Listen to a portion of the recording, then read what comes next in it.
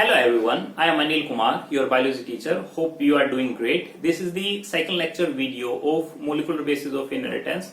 In this video, we will discuss about packaging of DNA and central dogma. Before starting the topic, I have a question for you. And the question is, do you know what is the length of the whole DNA which is present inside your body? Do you know what is the length of your DNA? Let's see it. So, हमारा जो DNA है तो वो double helical है और जो double helical DNA है उसके अंदर क्या प्रेजेंट है, कई सारे बेस पेयर जो है वो प्रेजेंट है। अगर मुझे ये पता करना हो कि होल डीएनए की लेंथ कितनी है तो मुझे दो चीज का पता होना चाहिए। दो चीज में एक क्या है कि मुझे पता होनी चाहिए टोटल बेस पेयर कितने हैं, क्योंकि अगर मुझे इतने का पता होगा फिर मैं इतने का पता होगा फिर इतने का और मैं अगर सबको जोड़ दूंगा तो अल्टीमेटली क्या मिल जाएगा, मुझे लेंथ मिल जाएगी। तो यानी मुझे पहली चीज क्या पता होनी चाहिए, टोटल बेस पेयर पता होनी चाहिए कि डीएनए के अंदर कितने प्रेजेंट है। दूसरा मुझे क्या पता होना चाहिए कि distance between the two base pair कितना है। अगर मैं distance between the two base pair को अगर मल्टीप्लाई कर दूंगा total number of base pair के साथ में तो मुझे मिल जाएगा length of the DNA. So अगर मैं इसको मल्टीप्लाई कर दूं किसके साथ में, डिस्टेंस बिटवीन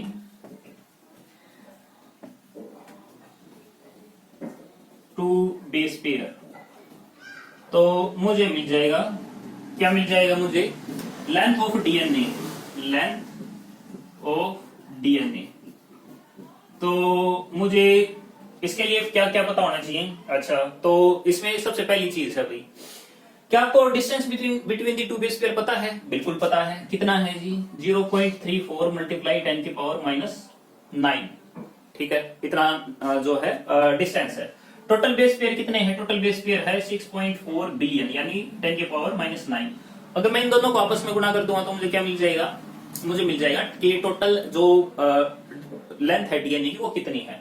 सो अगर मैं इसको गुणा करने लगूं तो लेट्स से इससे तो ये कट जाएगा क्योंकि ये माइनस का है और मुझे इन दोनों को गुणा करना है, यानी मुझे 6.4 को गुणा करना है किसके साथ में, 0.34 के साथ में, 0.34। अगर मैं इनकी रफली अगर गुणा करूंगा तो मुझे मिल जाएगा अराउंड 2 मीटर। तो अगर आप गुणा करेंगे तो चलो 16 से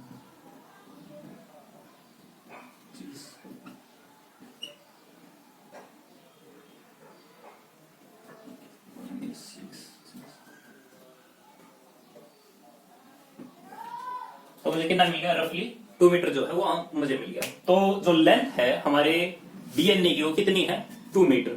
अगर 2 मीटर बड़ा अगर लंबा अगर डीएनए है तो डीएनए प्रेजेंट कहां होता है?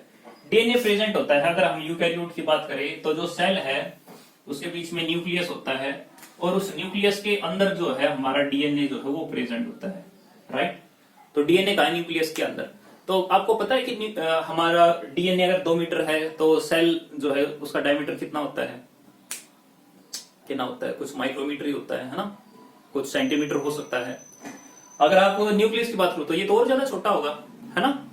तो कितना छोटा, तो यूजुअली जो है ये 5 माइक्रोमीटर से 10 माइक्रोमीटर तक पाया जाता है। क्या, न्यूक्लियस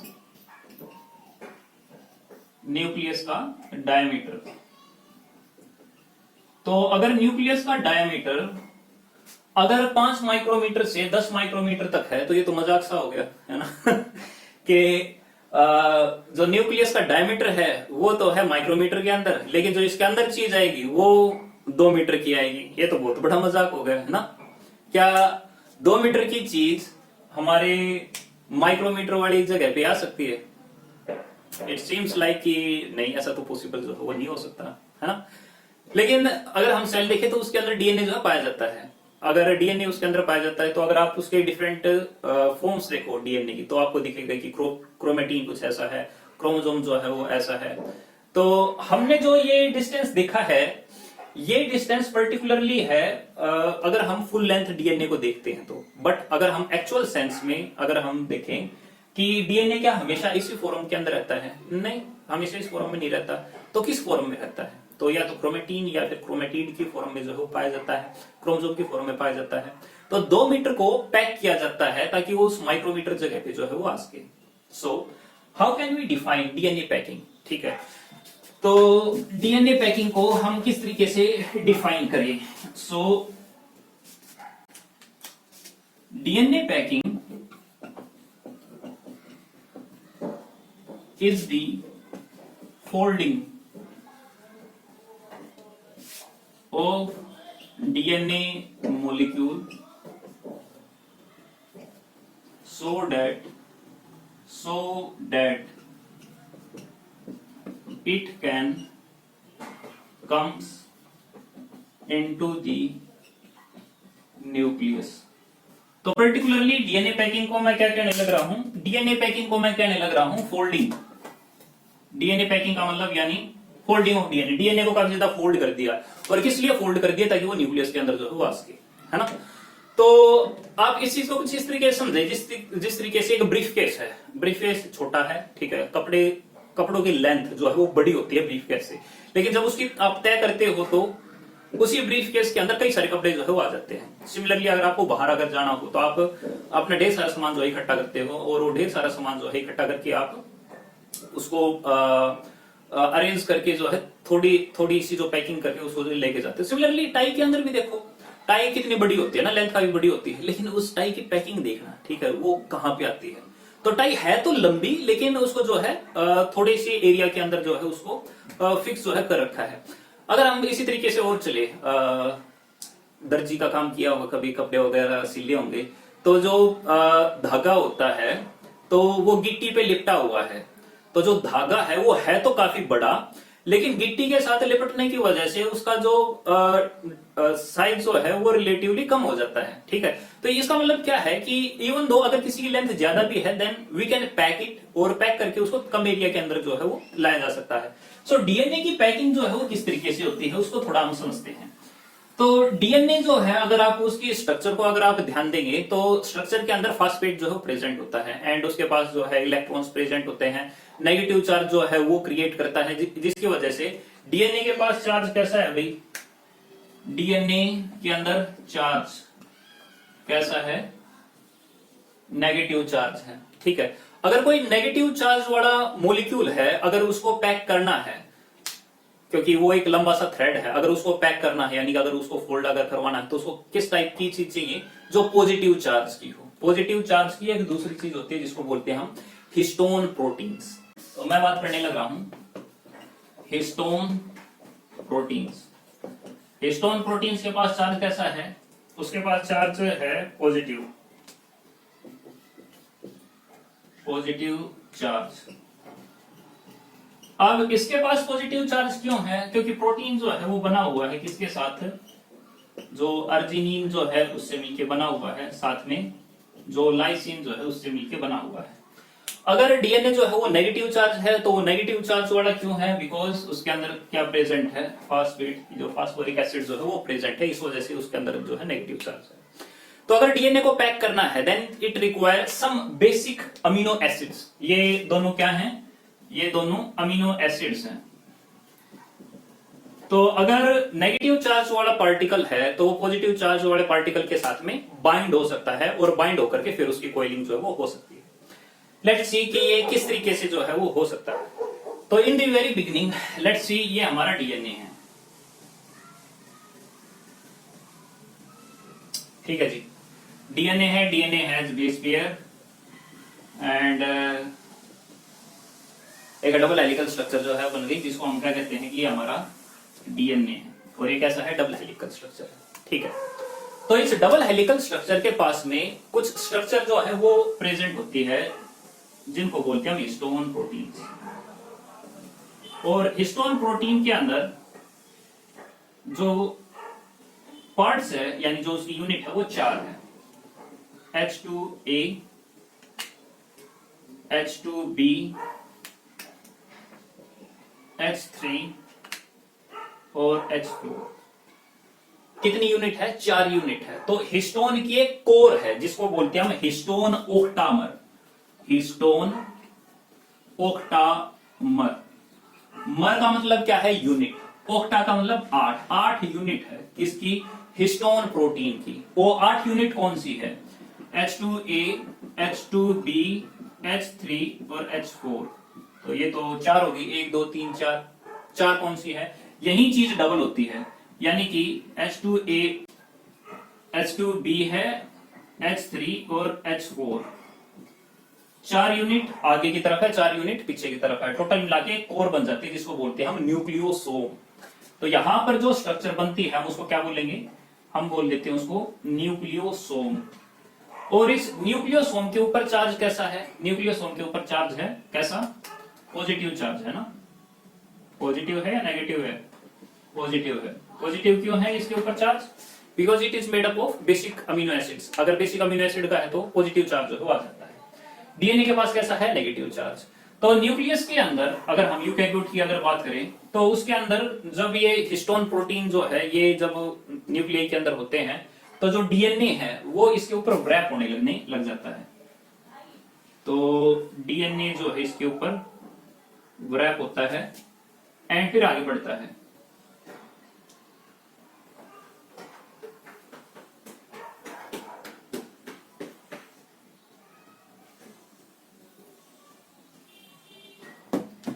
तो यहां पर भी जो यूनिट बनी है उसके अंदर भी क्या होगा, H2A H2B H3 और H4, 4 अलग से उसके अंदर यूनिट होगी, 4 आगे की तरफ और 4 पीछे की तरफ।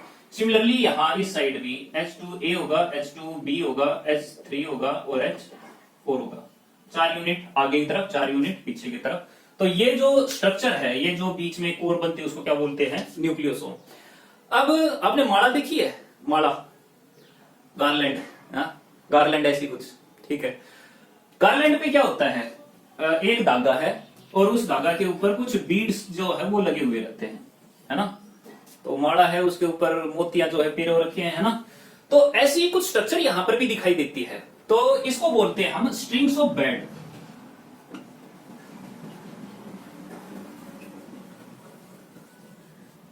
तो बीड्स ऑफ स्ट्रिंग भी अलग जो है उसको भी बोल देते हैं कि बीड्स जो है वो प्रेजेंट है एक स्ट्रिंग के अंदर, यानी एक धागे के अंदर जो है कई सारे जो बीड्स जो है वो लगे हुए। बीड्स यानी कि वो मोती बीच वाले, तो ये मोती है और धागा कौन सा है, धागा हमारा डीएनए है, स्ट्रिंग ऑफ बेड। अब जो ये स्ट्रिंग ऑफ बेड है ये अराउंड होता है हमारा 11 नैनोमीटर का। तो मैंने इसको रिलेट करवाया था कि भाई वो गिट्टी है, गिट्टी के ऊपर जिस तरीके धागा लगा हुआ है तो इसके ऊपर भी जो है उसी तरीके से धागा जो है लगा हुआ है। लेकिन एक गिट्टी के ऊपर तो धागा बहुत ज्यादा जो है वो मतलब लिपटा होता है, तो क्या इसके अंदर भी ऐसा होता है, नहीं। न्यूक्लियोसोम के ऊपर क्वेश्चन जो है वो आ जाते हैं, तो हमें उसके बारे में पता होना चाहिए न्यूक्लियोसोम के ऊपर क्या क्या क्वेश्चन जो है वो आए हुए हैं और क्या क्या बात जो हमें याद रखनी है। तो पहला भी, इट मेक क्रोमेटीन। तो क्रोमेटीन का आप 9th क्लास में भी नाम सुना होगा आपने, ठीक है। क्रोमेटीन क्या है, हिस्टोन प्रोटीन और जो डीएनए का जो मिक्सर है उसको बोल लेते हैं हम कि वो क्रोमेटीन है। दूसरा भी, it is composed of DNA plus में हिस्टोन। Histone has 8 units. तो 8 यूनिट कौन कौन सी है, H2A H2B H3 और H4 जो है वो इसके अंदर पाई जाती है, तो 8 यूनिट जो है इसके अंदर पाई जाती है। डीएनए व्रैप इन 1.75 टर्न, यानी कि कंप्लीट 2 टर्न नहीं है, 1.75 टर्न जो है वो इसके ऊपर लगा हुआ है। और जो डीएनए है, DNA wrap DNA wrapped DNA on nucleosome has 200 base pair, 200 base pair जो है इसके ऊपर जो है वो लगे होते हैं। तो आई होप आपको जो है ये समझ में आ गया। इंपॉर्टेंट है भैया एग्जामिनेशन पॉइंट ऑफ व्यू से, आपकी जो नीट है उसके लिए भी और जो आपका बोर्ड एग्जाम है उसके अंदर भी, ठीक है। तो अगर एक धागा है और धागा जो है न्यूक्लियोसोम के ऊपर लिपटने लग रहा है तो इसका मतलब क्या है, उसका साइज कम होगा या ज्यादा होगा, कम होगा, सिंपल सी बात है। तो 1/7 यानी कि जो डीएनए होता है वो 7 गुना कम हो जाता है, ठीक है। उसके बाद क्या होता है, उसके बाद में एक दूसरा प्रोटीन आता है और जो दूसरा प्रोटीन है उसका नाम है H1 प्रोटीन। हिस्टोन आपने देखी, H1 प्रोटीन यहां पे आ जाएगा, H1 प्रोटीन यहां पे आ जाएगा और H1 प्रोटीन यहां पे आ जाएगा। तो जो H1 प्रोटीन है वो खींचता है कि एक जो न्यूक्लियोसोम है वो दूसरे न्यूक्लियोसोम के पास में आ जाए। अगर एक न्यूक्लियोसोम पास में आ गया दूसरे न्यूक्लियोसोम के, और दूसरा तीसरे के, तीसरा चौथे के, पांचवां छठा सातवां आठवां नौवां 10वां 11वां 12वां 13वां 14वां 15वां 16वां 17वां 18वां 19 20 21 22 23 24 एंड सो तो एक बड़ा सा धागा जो बन जाता है, लेकिन वो धागा जो थोड़ा सा मोटा हो जाता है। अब वो धागा जो थोड़ा सा मोटा हो जाता है उसका जो साइज है 30 नैनोमीटर जो हो जाएगा। बट अगर हम न्यूक्लियोसोम के साथ में लिपटा हुआ जो धागा जो है अगर हम उसको देखें तो उसकी लेंथ ज्यादा बड़ी होगी, लेकिन जो हमारा ये बनेगा उसकी लेंथ जो है वो रिलेटिवली कम हो जाएगा। तो हम इसको अलग बोलते हैं, इसको बोलते हैं न्यूक्लियोसोम। अब जो ये न्यूक्लियोसोम है ये नॉन हिस्टोन प्रोटीन के साथ में लूप जो है वो लगाते हैं। तो there is a different protein, और जो डिफरेंट प्रोटीन है उसका नाम क्या है? Non histone protein. और जो नॉन हिस्टोन प्रोटीन है उसके ऊपर क्या कहने लग रहे हैं कि जो हमारा डीएनए है उसके ऊपर लूप लगाने जो स्टार्ट करता है। लेट्स से ये हमारा धागा है जिसको हम न्यूक्लियोसोम कहने लग रहे हैं, एंड वो धागा जो है इसके ऊपर लूप जो है वो लगाने लग रहा है। तो अब मुझे ये बताओ, जैसे आपने स्मॉल इंटेस्टाइन में देखा था वहां पर कई सारे विलाई थे, है ना? तो स्मॉल एरिया के अंदर ज्यादा सरफेस एरिया जो है वो बढ़ जाता है। सिमिलरली अगर यहां पर भी अगर लूपिंग होगी तो लूपिंग होने से क्या होगा? लूपिंग होने से भाई सिंपल सा है कि कम एरिया के अंदर जो डीएनए है वो रिलेटिवली ज्यादा आ जाएगा। तो अगर डीएनए रिलेटिवली ज्यादा आ जाएगा तो इसका मतलब कॉम्पैक्शन जो है वो और ज्यादा बढ़ जाएगी। अगर कॉम्पैक्शन और ज्यादा बढ़ जाएगी तो इसका मतलब यही है कि जो हमारा न्यूक्लियोसोम उसके अंदर ये अब पैक जो है वो होने लग रहा है। अगर हम इसके अगर डायमीटर की बात करें तो इसका डायमीटर रिलेटिवली थोड़ा ज्यादा होता है, और इसका डायमीटर जो है वो अराउंड 300 नैनोमीटर का होता है। ठीक है जी। तो फिर उसके बाद में कौन सी स्टेज आएगी? तो ये लूपिंग की स्टेज है। लूपिंग जो है वो लग जाता है। लूपिंग के बाद में क्या होता है? सुपर कोइलिंग होती है। क्या होती है? Super coiling. और जब सुपर कोइलिंग होती है तो सुपर कोइलिंग के टाइम पे क्या होता है? वेल, सुपर कोइलिंग के टाइम पे काफी ज्यादा गोल गोल गोल जो है वो घूमते हैं, एंड जितना ज्यादा वो गोल गोल घूमते हैं तो उसकी वजह से कम एरिया के अंदर काफी ज्यादा अमाउंट ऑफ डीएनए जो है वो कंडेंस होने लग जाता है। और जब वो काफी ज्यादा कंडेंस होता है तो वो एक एक्स शेप की स्ट्रक्चर के अंदर जो है वो कन्वर्ट होने लग जाता है। जो एक्स शेप की स्ट्रक्चर है उसका क्या नाम है? क्या नाम है बता दो? उसका नाम है क्रोमोसोम।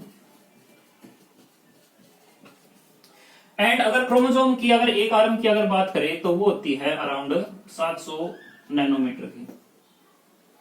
तो अगर हम इस वाले पार्ट को अगर देखें, यानी कि ये जो हमने ऊपर बनाया है, तो ये तो भाई साहब इसका बस ये छोटा सा पार्ट है। और अगर हम इसको देखें तो ये तो भाई इसका छोटा सा पार्ट है। अगर हम इसको देखें तो ये तो डियर इसका बड़ा छोटा सा ही पार्ट है। और अगर हम इसको देखें तो ये तो भाई इसका बहुत ही छोटा सा पार्ट है। ठीक है। तो अगर डीएनए पैकिंग होती है तो उससे अराउंड 20,000 गुना जो है वो डीएनए जो है वो छोटा हो जाता है। 20,000 गुना भी चाहिए। अगर नहीं होगा तो भाई नहीं होगा तो वो जो 2 मीटर की चीज है वो माइक्रोमीटर के अंदर कैसे आ जाएगी? आ ही नहीं सकती है ना। तो इसलिए क्या किया जाने लग रहा है कि जो डीएनए है उसके साथ में न्यूक्लियोसोम की कोर जो है वो रैप लगवाने में हेल्प करती है। फिर उसके बाद में सोलिनॉइड बनता है। सोलिनॉइड जो है नॉन हिस्टोन प्रोटीन के साथ में बाइंड होते हैं, एंड नॉन हिस्टोन प्रोटीन के अंदर जब लूपिंग लगती है तो उसके बाद में सुपर कोइलिंग स्टार्ट हो जाती है, और सुपर कोइलिंग होकर के फिर वो जो क्रोमोसोम जो है उसके अंदर जो है वो कन्वर्ट हो जाता है। अब जब ये इसके अंदर कन्वर्ट हो जाता है तो कुछ तो एरिया ऐसा होता है जो काफी ज्यादा कंडेंस हो गया, वहां पर कोइलिंग जो है काफी ज्यादा होगी। जैसे कि ये एरिया है ये काफी ज्यादा कंडेंस हो जाता है, ये वाला एरिया है काफी ज्यादा कंडेंस हो जाता है, ये वाला एरिया है काफी ज्यादा जो है कंडेंस होता है, यहाँ पर सुपर कोइलिंग जो है वो काफी ज्यादा हो जाती है। कुछ एरिया बीच में भी होता है जहां पर सुपर कोइलिंग काफी ज्यादा हो जाती है। तो जहां पर सुपर कोइलिंग काफी ज्यादा है वहां पर अगर हम स्टेनिंग अगर करते हैं तो वहां पर स्टेनिंग थोड़ी सी डार्क होती है, हम उसको बोलते हैं हिट्रोक्रोमेटिन। तो हिट्रोक्रोमेटिन जो है डार्क स्टेन वाले होते हैं, ज्यादा कंडेंस हो रखे हैं, उसका डीएनए से आरएनए नहीं बनता, यानी ट्रांसक्रिप्शन जो है इनएक्टिव होता है। लेकिन कुछ जो है कम करते हैं तो लाइट स्टेन मिलते हैं, हम उनको यूक्रोमेटिन जो है वो बोलते हैं। इसी तरीके से अगर हम आगे बढ़े तो क्योंकि ये कम कंडेंस है तो इसी वजह से इसका आरएनए बनने में भी जो है आसानी जो है वो रहती है। ठीक है, आई होप आपको ये टॉपिक जो है वो समझ में आया होगा। एक नेक्स्ट छोटा सा टॉपिक जो है वो हम कर लेते हैं। हमारा जो सेंट्रल डोगमा, डोगमा क्या होता है? वैसे तो एक स्टोरी है, ठीक है। सेंट्रल यानी कि बीच में, यानी कि जो मेन है, एक ह्यूमन बीइंग है, उसकी लाइफ में जो यानी कि कोई भी लिविंग ऑर्गेनिज्म है, उसकी लाइफ के अंदर सबसे इंपॉर्टेंट इवेंट कौन सा है, किसकी वजह से वो इस तरीके से दिखाई देने लग रहा है। तो उसके पीछे एक छोटी सी स्टोरी है। हम मानते हैं कि एक्चुअली में इस तरीके से जो एक करेक्टर जो है वो डेवलप होता है। एक करेक्टर जैसे कि अगर मान लो किसी की अगर हाइट जो है वो, अगर हाइट HEIGHT हाइट जो है वो ज्यादा आने लग रही है, तो इसका मतलब क्या है? ग्रोथ हार्मोन जो है वो रिस्पॉन्सिबल है। और ग्रोथ हार्मोन जो है वो कहां से आया होगा? तो ग्रोथ हार्मोन पक्का किसी ना किसी ग्लैंड के द्वारा स्प्लिट हुआ। अब ग्लैंड ने ये ग्रोथ हार्मोन कैसे बनाया होगा? तो पक्का कोई ना कोई रिएक्शन जो है वो हुई होगी, और रिएक्शन को फैसिलिटेट करने के लिए कोई ना कोई एंजाइम जो है वो रिस्पॉन्सिबल रहा होगा। और एंजाइम जो है वो क्या होते हैं? एंजाइम जो है वो मेनली जो है वो प्रोटीन होते हैं। अगर वो प्रोटीन होते हैं तो प्रोटीन बिल्ड करने के लिए, यानी कि वो प्रोटीन क्यों बना, उसके लिए आरएनए रिस्पॉन्सिबल होता है। और आरएनए जो बनता है वो डीएनए की कॉपी करने की वजह से ही बनता है, ठीक है। तो डीएनए की भी पर्टिकुलरली जो जीन जो है वो बनती है। तो अगर हम इस स्केच को देखें तो हमारा जो फिनोटाइप है वो एक्चुअल में किससे आने लग रहा है? किसी ना किसी जीन से आने लग रहा है। तो जीन यानी कि जेनेटिक। तो जीन्स के पास कोई इंफॉर्मेशन है, हम उसको बोलते हैं जेनेटिक इंफॉर्मेशन। तो जो जेनेटिक इंफॉर्मेशन है वो ट्रेवल होती है कैसे? डीएनए से आरएनए के अंदर। उसने कहा कि एक प्रोसेस होती है जिसके द्वारा ये काम होता है, एंड उसने इसको नाम दे दिया, क्या नाम दिया उसने? ट्रांसक्रिप्शन। और जब आरएनए बनता है तो आरएनए से प्रोटीन बनता है, उसने नाम दे दिया इसको ट्रांसलेशन। और फिर उसके बाद जो है एंजाइम जो है ये बना है, एंड अल्टीमेटली उसकी वजह से जो रिएक्शन हुई और फिर उसकी वजह से हाइट जो है वो आई। तो इसका मतलब जो जेनेटिक इंफॉर्मेशन है वो फ्लो होती है कैसे? डीएनए से आरएनए और आरएनए से प्रोटीन, यानी कि 2 स्टेप प्रोसेस के द्वारा कोई जीन जो है वो एक्सप्रेस होती है। यानी कि जीन का जो एक्सप्रेशन है उसके लिए 2 स्टेप रिस्पॉन्सिबल है, रिक्वायर 2 स्टेप। कौन कौन से भाई? एक तो है ट्रांसक्रिप्शन और दूसरा है ट्रांसलेशन। तो ट्रांसक्रिप्शन यानी डीएनए से आरएनए का बनना, और आरएनए से प्रोटीन का बनना यानी ट्रांसलेशन करना। यानी कि जो जीन एक्सप्रेस होती है, यानी जेनेटिक इंफॉर्मेशन जो पास होती है वो 2 स्टेप के अंदर होती है। किसने बताया था? एक साइंटिस्ट था जिसका नाम है क्रिक। क्रिक ने हमें ये बताया था कि एक्चुअल में इस तरीके से जो है इंफॉर्मेशन पास होती है। क्या सभी ऑर्गेनिज्म के अंदर इसी तरीके से ही होता है? नहीं, सभी के अंदर नहीं होता। जैसे कि वायरस है भाई, वायरस के अंदर ऐसा नहीं होता। तो वायरस के अंदर किस तरीके से इंफॉर्मेशन पास होती है? कुछ वायरस जैसे कि हमारा कोरोना ही है, तो कोरोना के पास में जो जेनेटिक मटेरियल है वो कैसा है? आरएनए। तो आरएनए कन्वर्ट होता है किसके अंदर? डीएनए के अंदर कन्वर्ट होता है, और डीएनए फिर आरएनए के अंदर कन्वर्ट होता है, आरएनए फिर उसके बाद में प्रोटीन जो है वो बनाता है। तो अगर मैं ये कहने लग रहा हूं डीएनए से आरएनए बना, तो उसको मैंने नाम दे दिया क्या? ट्रांसक्रिप्शन। यहां पर मैं क्या कहने लग रहा हूं? आरएनए से डीएनए बने, तो ये तो मैं उल्टी बात करने लग रहा हूं। अगर मैं उल्टी बात करने लग रहा हूं तो इसका मतलब रिवर्स ट्रांसक्रिप्शन। तो रिवर्स ट्रांसक्रिप्शन यानी उल्टा, आरएनए से डीएनए का बनना, डीएनए से आरएनए का बनना यानी ट्रांसक्रिप्शन, ठीक है। तो जो वायरसेस होते हैं जिसके अंदर पर्टिकुलरली आरएनए एक जेनेटिक मटेरियल होता है, तो उनके अंदर इंफॉर्मेशन आरएनए से डीएनए के अंदर जाती है, डीएनए से आरएनए और आरएनए से फिर प्रोटीन। अच्छा मुझे बताना, आरएनए से प्रोटीन बनेगा तो उस प्रोसेस को क्या कहेंगे? बताएं जल्दी। ट्रांसलेशन कहेंगे, है ना। तो ट्रांसलेशन आरएनए से प्रोटीन का बनना। अब ये होता है किस तरीके से, ये जो है हम पढ़ेंगे चैप्टर के अंदर आगे।